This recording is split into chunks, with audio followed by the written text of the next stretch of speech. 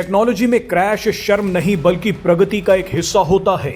ये दुख की बात है कि दुबई एयर शो में भारतीय वायुसेना का तेजस फाइटर जेट क्रैश हो गया, लेकिन ये दुनिया की सबसे बड़ी ताकतों के बीच अपनी जगह बनाने की एक कीमत भी है।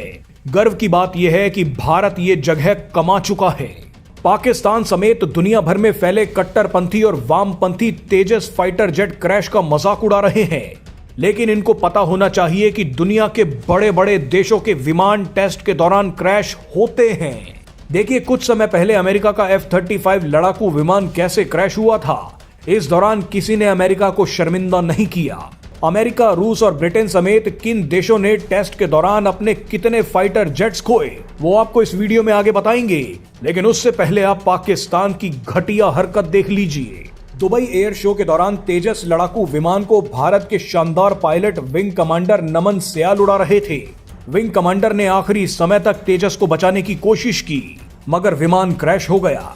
सबसे बड़े दुख की बात यह है कि वहां मौजूद पाकिस्तान के चवन्नी छाप पत्रकारों ने यह बोलना शुरू कर दिया कि तेजस लड़ाकू विमान को अल्लाह ने गिराया है।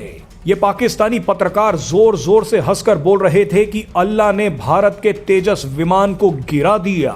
वैसे आप इन लोगों से इससे ज्यादा उम्मीद कर भी नहीं सकते। जब ये अपने ही सैनिकों की शहादत की इज्जत नहीं करते तो भारत की क्या करेंगे। याद कीजिए कि कारगिल युद्ध के दौरान जब भारतीय सेना ने पाकिस्तानी सैनिकों को मार दिया था तो पाकिस्तान अपने सैनिकों के शव तक लेने नहीं आया था। उसके बाद भारतीय सेना ने पूरे सम्मान के साथ पाकिस्तानी सैनिकों को दफनाया था। मगर आज ये पाकिस्तानी पत्रकार और पाकिस्तान की मक्कार जनता भारतीय पायलट की मौत पर हंस रही है। लेकिन पूरे पाकिस्तान को झटका तब लगा जब दुबई के ताकतवर लोगों ने तेजस क्रैश पर दुख जताते हुए ओम शांति लिखना शुरू कर दिया।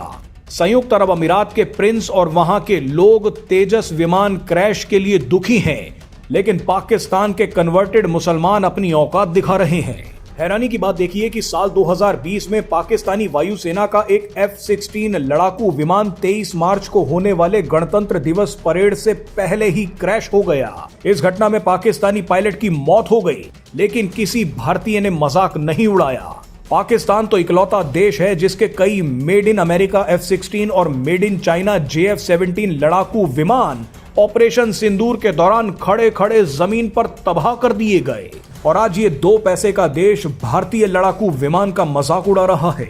चलिए, पाकिस्तान को मरने दीजिए, पूरी दुनिया को इस देश की हैसियत पता है। लेकिन अब हम आपको एक बहुत बड़ी बात बताने जा रहे हैं।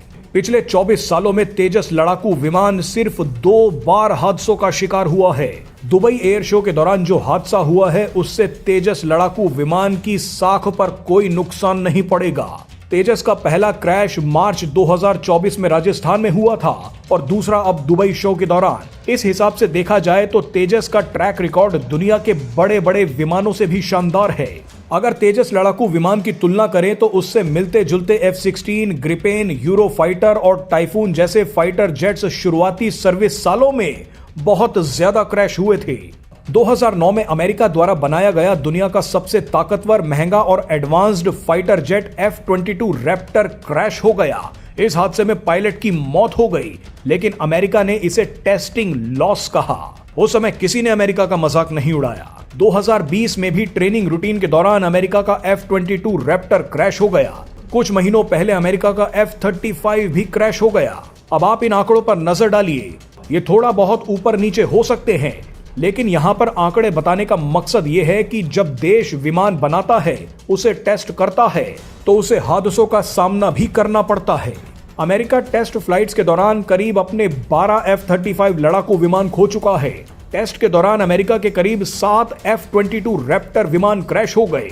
सैकड़ों F-16 फाइटर जेट्स भी टेस्टिंग के दौरान क्रैश हो गए। चीन भी टेस्टिंग के दौरान अपने करीब 6 J-15 लड़ाकू विमानों को खो चुका है। टेस्टिंग के दौरान फ्रांस अपने 4 रफेल खो चुका है। ब्रिटेन 42 के करीब जैगुआर खो चुका है। यूरोप का joint venture euro fighter typhoon भी टेस्टिंग के दौरान 24 क्रैश का सामना कर चुका है। रूस ने भी टेस्टिंग के दौरान अपने सैकड़ों MiG-21 और MiG-23 खोए हैं। ऐसे में आप पूरे सम्मान के साथ तेजस को देख सकते हैं।